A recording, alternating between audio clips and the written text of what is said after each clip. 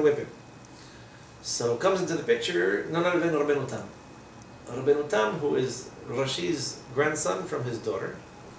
So Rabbi Tam happened to be in a very fortunate position in that he inherited a lot of money and he was very influential in France. And his job didn't depend on anyone. He could basically learn Torah and teach Torah. And he had the koach to say what he wanted and to make takanot, to make decrees and make edicts and to make them stick.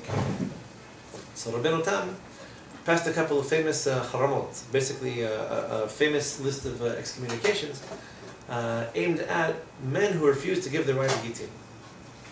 So what did he recommend, right? And I hope you're sitting down. He said that if they have children from anyone else, that we wouldn't circumcise their children. I'll explain that in a second. Their sons anyway. And that if any of their sons died, we refuse to bury them until he gives his wife a get. Imagine this. Someone died, right? This is in the age before refrigeration. So he could have lost a son or a daughter, obviously from his second marriage, or from his secretary, whatever. And we would leave the child to decompose outside until he comes and he signs a get, and only then would Rabbi Tam give permission to the Chevra Kadisha to bury the child. That sounds pretty extreme. Apparently this was a big problem in France. Ask me why, I don't know this is after Morocco wasn't even there. Huh? Morocco wasn't even Right, Morocco wasn't even on the European map. Well, in Morocco we see they had different, I don't know how much liberty the Batei Din in France had. I can tell that in Morocco, even right before they left for Israel, if they had an issue like this, they would drag the guy by his hair to the Beit Din and beat the hell out of him and just give a get, and that was it. Unless he were left to a different country, it's a little bit harder to find him. But when they had situations like this, I mean, Baba Saleh, if he needed to, he had guys that would go grab the guy and just beat him up, and that was it. The problem existed, it just wasn't so persistent, because usually you caught up with the guy. And if you didn't, you could write a letter to the Rabbani of different communities in the area and say, if you find this guy, you should know that he refused to give his wife a get, and he should be incarcerated and punished. So Rabbeinu Tam went really far with these things. Imprisonment, absolutely, we can beat him up. The Gemara already goes, authority beat him up. I don't need Rabbeinu Tam teach me I can whip the guy. But taking it out on his kids is already a little bit difficult. So why not do minah for his children, by the way? For his sons? Among all the glorious benefits of not being circumcised, what's the most noticeable halachic consequence to it? To what? To his sons not being circumcised. You cannot do the Seder of Pesach. So wait, Qurban Pesach, okay, none of us today, I mean, we're not eating from the Qurban Pesach. The Seder they can eat from the Qurban. But if a man refuses to give his wife a get, and we refuse to circumcise his children, his sons, in response, what can his sons not do if they're not circumcised? Marry? Get married. It's a silver for a Jewish woman to marry an Aryan, even if he's Jewish. Just because Jewish doesn't mean that it's okay. So basically what Rabbeinu Tam is saying is, we need to exercise a little bit of creative subversion in finding a way to bring these cases to Beit Din. And so he said, no problem, you don't want to give your wife a get, I'll see to it that none of your kids get married. None of them. I'll insist on it. In fact, I'll send letters to the entire country. None of your kids are going to get married until I find out about it. I want to have the final say if your kids are getting married. Let's see how many of your kids get married before they get given. If the Rav says such a thing, and he has no koach whatsoever, so he posts it somewhere on his Facebook page, that's great. Who cares? No one's going to read it, no one's going to know about it, no one's going to respect it. If the Rav happens to be in a position of prominence, if he's someone impressive, if people are literally just, impressed into complying with what it is that he has to say, and he earns the respect of the tzibur, then he's going to be a lot more successful, right? Everything else being the same, he's going to be more successful in implementing halakha and in getting people to comply with halakha than someone who has the same amount of learning, the same wisdom, but just doesn't impress people, or for some reason doesn't inspire them as much. Right? I can give you a lot of examples of this. Rabbeinu Tam was an exceptional one because he happened to be both very learned and very wealthy. And so when he gave his halachic rulings, they were very respected, and they were spread very quickly, and people basically complied with what it was that he put in for. So what's Rabbi Shimon Bar Yochai trying to say? Happens very often in life that people start with their perspectives a little bit backwards, and if you'd like to make them observant, you want to bring them into Torah mitzvot, you have to speak to them in terms that are important to them. So how do you do Kiruv Rechokim? let me go to a bar and impress people with how much Gemara I know. That'd be fantastic. Funny story, but it's worth a few minutes. Rav Shmuel Eliyahu, the son of Rav Mordechai Eliyahu, is the chief rabbi of Tzfat in Israel. I went to yeshiva with 4 of his sons. So he used to come, once a year he would come for Shabbat, pray with the Nets, and he would sit there telling us stories about his father and his own experiences in the Rabbanut.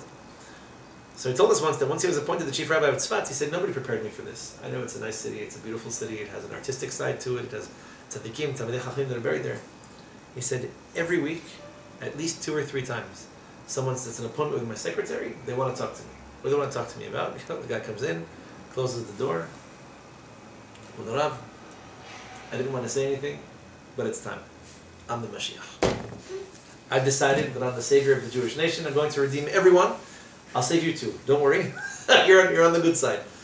So he hears this and he can't laugh. It's some guy who yesterday did teshuvah and put down his crack pipe and decided he's going to start learning Zohar. He thinks he understands something. All of a sudden the guy is flying. He read 2 pages of Zohar. He thinks he's there. He's with it. You went to woman. And so, you said it. I didn't. So Rav Shmuel will tell us, says, no problem. That's fantastic. I've been waiting for you for so long. Do me a favor. There happened to be in Tzfat approximately 50% of the town is Chilonim. How about you go to one of these bars downtown? Like they open at around 9, 10 at night. Go into one of these bars, go into one of these clubs, and how about you come out 50 people that you can inspire to do mitzvot, you can inspire them to do teshuvah. He said, you know what, no, 50 is a lot. Let's make it 10. How about we reduce the sentence? 10 people you can convince to be religious. He says, how about even 1 person? Go find me 1 person you can make observant. You took a guy, a Chiloni, made him dati. That's a tremendous accomplishment. He said, no one's ever come back. No one's ever tried this a second time. But the irony behind the story is that the reality is that if you want to do kiruv, you want to do outreach, you need to be able to impress people with things that are impressive to them. You start out by impressing them with things that are impressive to them. So you have, for example, someone who comes from a very scientific or academic background. They're probably not going to be impressed with stories about Rabbanim and magic carpets and about miracles because they don't believe in these things. And you're not going to convince them, you're not going to get them to go anywhere, in any direction, without giving them something that's impressive or interesting to them. So what do you need to find? You need to find a Rav who is impressive, not only because he's learned, because he spent time in yeshiva, because you have to find someone who has a background in science, someone who can maybe explain some of the seeming contradictions, someone who can give you more than one opinion, more than one explanation of how things happen, about the creation, about the biology, chemistry, etc. Maybe such a thing would impress them, and then they become receptive to what it is that you have to say, right? The inhibition starts to fade. So, Rabbi Shomar Yochai, who interestingly enough is the author of the Zohar HaKadosh, basically explaining to you that, it's great that we have Talmidei Chachamim, lots of learned men around, but the ones that really make an impression, especially those that are able to bring people into the fold, into the community of those who observe Torah mitzvot, are most often, or more often than not, or more successful than their counterparts who don't have these qualities, the ones who can impress people in more ways than one. So it helps to have someone who is physically impressive as well. Why? I don't know. There's something very primordial about the human brain that when you see someone tall and who looks stronger than you, you humble yourself a little bit. I don't know if it's necessarily an automatically good, automatically bad thing, but see someone come in. I'll never forget this when I was in high school. We had a Rabbi used to play basketball. So he was like 6'6" or 6'7". I mean, he walked into the room, he commanded a certain amount of respect. He was very sweet and very funny, but it was just one of those things that, you see a Rabbi who's shorter than you and he's a little bit fat. Okay, I mean, it's great. If you already have a respect for Torah, you can appreciate his chokhmah. If you don't, it's a little bit harder to gain. It's a little bit harder to achieve. The Kohen Gadol is going to be representing the entire nation. He has to have the respect of the entire nation. Does the entire nation respect learning Torah exclusively? Halavai, if that was the case, we maybe wouldn't even need a Kohen Gadol, but there happens to be such a position. Why do we have a melech in the first place? I mentioned before the name of Shemuel Hanavi, who interprets this pasuk to mean, this is bad, don't do it. If you want to do it, it's only because the Goyim want you to. The Rambam, by the way, holds this way too. And the only reason why Hashem allowed us to have a king is because the Goyim have them, we're going to want them. So at least if you have a king, he meets certain criteria. So if this is the case, who needs a king? Shemuel comes from this place of who needs a king. All I care about, he should be a tzaddik, he should be learned, everything else will be okay. The nation is not there. And he tells them it's a terrible idea, and they say, we want one anyway. And he says, this is going to be a disaster. You're going to go out to Galut, it's going to be the end of the world. They say, okay, we should stop. No, you wanted it, you requested it, you're going to get it. Just know that if the king is righteous and it'll be a good thing, and if he's not righteous, it's going to be a terrible disaster for everybody involved. So the nation needs someone they can respect and someone they can appreciate. Now, it sounds funny, it sounds silly, it sounds infantile. That's like 80 or 90% of the people in the world. You may or may not appreciate this fact. Some of us went to college, went to yeshiva, we live in nice little communities. Most of the people in the world are not that knowledgeable. What are you going to do? So it is helpful. Rabbi Shimon Bar Yochai says these things, it's beautiful when you find tzaddikim that actually have some of these physical qualities as well. And it's nice for the world to have such people that can point to and say, this is someone that I can respect and someone I can appreciate because he or she has qualities that I can associate with, something I can identify with, that I feel, it impresses me in the ways that I can appreciate. Incidentally, I'll tell you a little interesting bit of biographical details on Rav Ashkenazi. Rabbi said that he debated very heavily whether or not he should go to college. He was probably the first Sephardi rabbi who attended a non-Jewish university. I can't think of anyone else who preceded him. I don't think most Arab countries have universities, and if they did, I don't know how friendly they were to Jews. But Rav Ashkenazi went to university. I believe he might have started in Algiers and then he moved to Paris. I don't know if he finished his degree before he left. But Rabbi said that basically the way he explained it was that he saw that the community, and this is Algeria, right? They're not notorious for being very observant. He saw that the community was going this direction. They basically had a choice to make between Arabic culture and civilization, and they tended towards the Western European French influence, even though it meant basically giving up on a lot of their traditions and becoming as French as the French. So because people started to go to the university, and because he saw, with quite a bit of foresight, I have to say, he saw that this was the direction society was going, the Jews were going this way. If I want to continue to be able to influence the people in my community, I'm going to have to go to university and understand what it is that they are impressed with, and be able to speak to them in these terms, in this same language. I need the respect of the people in order to be able to do this. The Lubavitcher Rabbi, by the way, I don't know if you're familiar with this, but he also attended. He went to the Sorbonne, in fact, back when it was a real college and they didn't have quotas. Huh? Where did you go to say? The Sorbonne. Oh. The Lubavitcher Rabbi. Had a degree in physics or something, yeah. He was there. In fact, there were two other Rabbanim there at the same time. Who told him he would sit in physics class and just basically learn Mishnah. But he was there. He got his degree. So why would he do such a thing?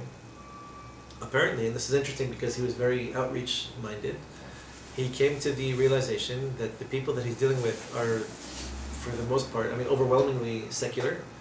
The value systems that they have and the beliefs that they share come from the secular temple, which is the university, and they believe what these scientists and doctors are telling them religiously. They believe it blindly. The doctor tells you it's good to do this, it's good to do it, bad to do this, bad to do it, you don't care.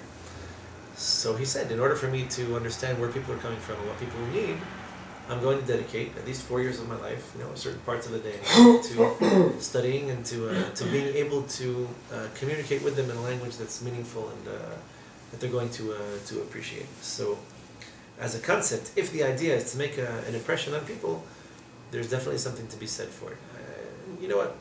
Look, nowadays I think a lot of us can appreciate the fact that we're not really impressed by rabbis who smoke cigarettes, for example.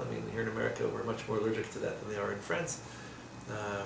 But once the data got out, like in the 1950s, that it's bad to smoke, it causes cancer and emphysema and all sorts of other problems, people kind of expected rabbis to appreciate and respect that. And a lot of people, it's funny, something that I heard from a lot of people that grew up in yeshivot back in the 40s and 50s, even here in America, that I'll tell you, sure, back then all the Rabbanim smoked, everybody smoked. It's one of the first things they can point at and say, yeah, look at that. It's outdated, it's weird, they knew it was bad for them, maybe they got addicted, they couldn't stop. It really shows a sign of weakness. Maybe back then they didn't know how detrimental to your health it was. Once they did, you kind of expect them to keep up with the times. And for them to do something that's really unusual or very publicly known to be damaging, didn't really impress a lot of people. They just associated it with antiquity, with the old stubborn culture of back in the day. People look at other things like technology, it's a little bit different, but the reality is that the Rabbanim that do have an influence on people, the ones that do reach out to people at the level that they currently occupy and try to bring them up, or those that have taken to these things and made headway, so to speak. Rav Yitzchak is that to come up and say the internet is the root of all evil, and no one has any business watching it, when all the work that he does is on YouTube, and people can, enjoy it on a pretty much daily basis. I'll tell you a funny story was my own personal life. I don't remember how it came up. My wife's sister is Haredia, a very sweet woman, and she told me she saw something. Someone was looking for someone to translate. It wasn't even so clear what it was. When I was in yeshiva, I did some translating on the side in order to help basically pay the bills. So she put me in touch with this organization that basically has shiurim in the daf yomi every day. And they started with Hebrew. They added a shiur in Yiddish.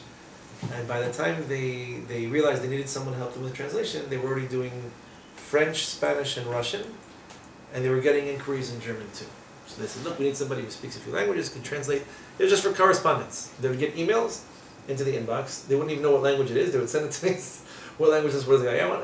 Send back the translation of the question. They would send back an answer in Hebrew, I'd translate back the answer, and then send it back. So the guy who ran the organization lived in Bnei Brak. And while we're negotiating with however much I charged for however much time it was, he said something, I forget how it came up. He mentioned that he's worked very hard on this, and it's been a very difficult project. I was like, what a difficult project? Like, translating emails not that hard. But he said, no, you don't understand. He's like, I spent 3 years going to every single Rav that I knew, trying to convince him to give me at least, don't even give me support, just don't attack me for putting shiurim of daf yomi on the internet, right? I'm talking about like the late 90s, when people were still very scared of the internet, and still are in some communities. So he said that he went to, I believe it was Sternbuck, who heard, he comes to me and says, I'm looking for a bracha, what are you doing? I have all these shiurim and daf yomi that we record every day, we put them in MP3 format on the internet, and people learn. So he says to him, why do you have to go to the internet? You go to there's so many problems, so many headaches, so many things wrong with the internet. Why would you put the Torah there? So he says, here, I'll show you emails that I get from a nurse in Australia who can't find any time to learn daf yomi except for these downloaded shiurim. Another guy who listens to them on the way to work when he's in traffic.